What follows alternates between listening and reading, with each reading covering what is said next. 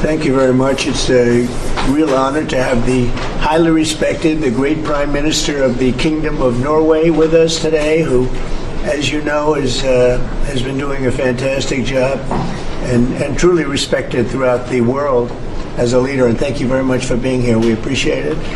And we're going to be having a meeting in the Oval Office in a little while where you'll be invited back and you can ask some questions.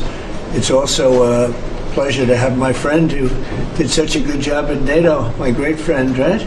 So you really did. We started off, they had no money, and they ended up having a lot of money after we said, you got to pay up.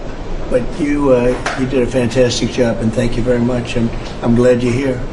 Glad we meet each other again under these circumstances.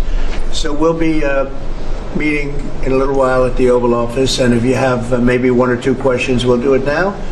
And after that, we'll go to the Oval. Mr. President, on Russia, do you still believe that Putin is serious about peace, given the events overnight in Ukraine? And if that bombing doesn't end, are you considering new sanctions on Russia? So we are thinking that very strongly that they both want peace, but they have to get to the table. We're waiting a long time. They have to get them to the table, and I think we're going to get peace. We want to save 5,000 young people. I used to say 2,500. I now say 5,000. We have, Mr. Prime Minister, we have about 5,000 young people a week that are dying in that ridiculous war. And, I started out because I didn't like all the money that we were paying, and then I realized how many people were dying. And that's by far the more important element right now. I'm saying we can save thousands of people. And I don't like that it takes long at all, but I think they both want to make peace. I do believe so. There's a lot of hatred there. There's a lot of very bad blood, a lot of distrust. But I think I hope we're going to get there for the sake of a lot of young people that are dying. Mr. President, do you have a deadline for when the party? I have my own deadline. And we want it to be fast. And the Prime Minister is helping us. He wants it to be fast too. And I think everybody in this, at this time in NATO, they want to see this thing happen. So we have a deadline, and after that, we're going to have a very much different attitude. But I think that has a very good chance of getting done. Welcome back to the channel. Today, we're diving into a major event from the White House, a high-level press conference featuring the President of the United States, the Prime Minister of Norway, and former NATO Secretary General Jens Stoltenberg. This meeting was more than just a photo op. It came at a critical time when the world is facing multiple crises, most notably the war in Ukraine, ongoing trade tensions with China, and questions about the future of global alliances like NATO. The event opened on a very warm and respectful note. The President took time to personally praise the Prime Minister of Norway, calling him a highly respected leader, not just at home, but around the world. He emphasized the deep and long-standing friendship between the United States and Norway, two nations that have stood together through decades of both peace and conflict. He also extended praise to Jens Stoltenberg, the former Secretary General of NATO. The President recalled how, during his time in office, they worked closely to strengthen NATO. He pointed out that when he first engaged with NATO, many member countries weren't meeting their financial commitments. But after strong U.S. pressure and through Stoltenberg's leadership, the alliance became better funded and more unified. The conversation then shifted to Ukraine, a top priority for both leaders. Mr. President, what can Norway do to prove that they're an important ally to the U.S.? What can Norway do? Just keep doing what they're doing. We have a very good relationship with Norway. Great leader, great people. I know many of the people in Norway, and it's truly it's an incredible country. So all they have to do is keep doing what they're doing, I think, is probably the best answer I can give. Yes. And as you pointed out, the former Secretary General of NATO is here, Mr. Stoltenberg. How important is the NATO defense alliance, Mr. President? Is it sacrosanct from your perspective? Well, it's a very interesting question. It's certainly very important for Europe, and I think without us it wouldn't be as nearly as powerful. And as the former Secretary General, who did a great job, can tell you, I played when I was there a very big role in making sure that NATO is funded by the 28, at that time they had 28 countries, including us, because many of the countries weren't paid, and they ended up being paid, you would say, and the Secretary General was very nice about it as far as I was concerned. Other presidents went in, they made a speech and they left, and that kept going on, and in the meantime they had no money.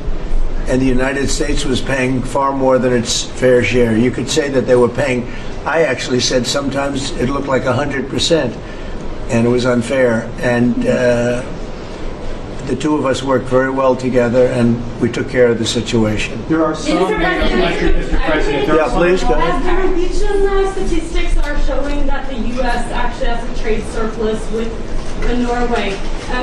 Are you going to be looking into that and see which of the countries are actually in a trade surplus? Yeah, well, with the United States, almost everybody has a surplus. But not in It's really an Norwegian amazing, numbers. it's an amazing phenomenon. Now, there's a surplus of a couple of $1 billion, I think you have with it. I congratulate you. That's very good. We got to get a little bit of that for ourselves, maybe. But they do have a surplus. Norway has a surplus. Mr. President, in the current tariff situation, analysts have pointed out that the U.S. actually need allies. Do you consider Norway as a possible ally in this situation? I think Norway's always been an ally. They've been somebody we've been very close to, very friendly with. Maybe more so now with me than other people, but I think Norway's always been a great ally, yeah. Norway's been a friend. That's where it's very. The president expressed hope that Russia and Ukraine are both serious about finding a path to peace, despite the bad blood and deep distrust that exist between them. He stressed the tragic human costs of the war, noting that approximately 5,000 young people are dying each week due to the conflict. Saving lives, he said, is now his #1 goal, even more important than the financial burdens the war has created.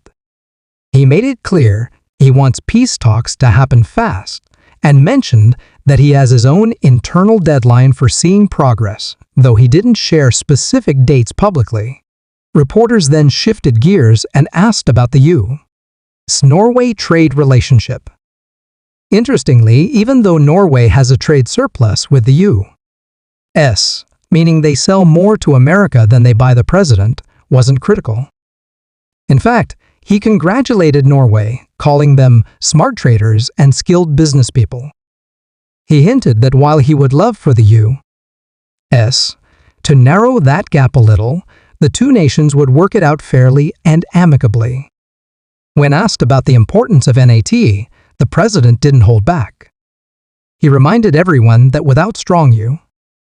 leadership, NATO wouldn't be nearly as powerful or successful.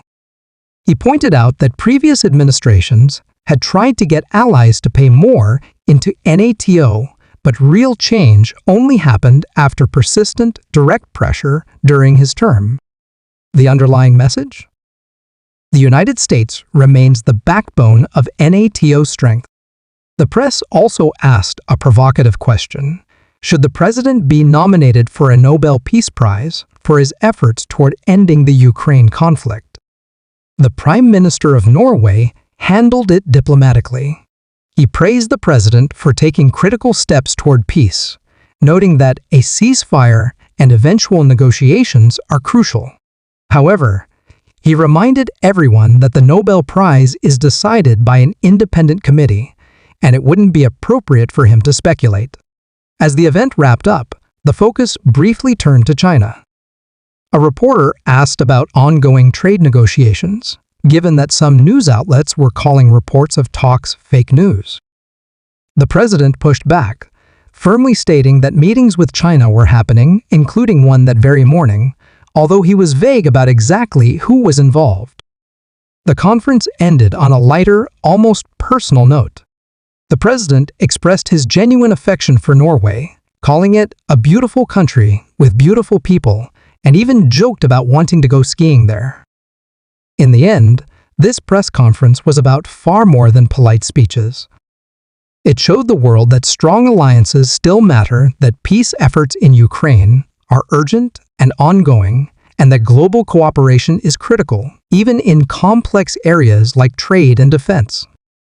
As always, we'll be keeping a close eye on how these talks develop, especially in Ukraine and in U.S. Europe relations.